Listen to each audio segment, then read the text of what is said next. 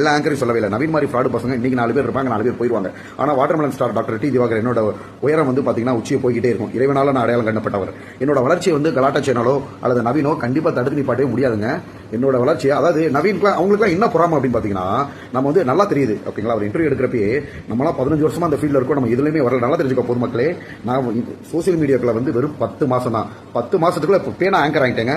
Aditya TV சேனலில் வந்து பார்த்தீங்கன்னா மகாநடிகன் அப்படின்ற ப்ரோக்ராமுக்கு நான் தான் ஆங்கர் ஓகேங்களா. ஸோ 5 படமும் நடிச்சிட்டேன் ஓகேங்களா. 5 படமும் நடிச்சிட்டேன். இன்னும் பெரிய உச்சங்களா இருக்கும். நான் ஒரு ஸ்டார்னு ஒரு உச்ச வடிவத்துக்கு வந்துட்டு எனக்கு ஏகப்பட்ட ரசிகர்கள்.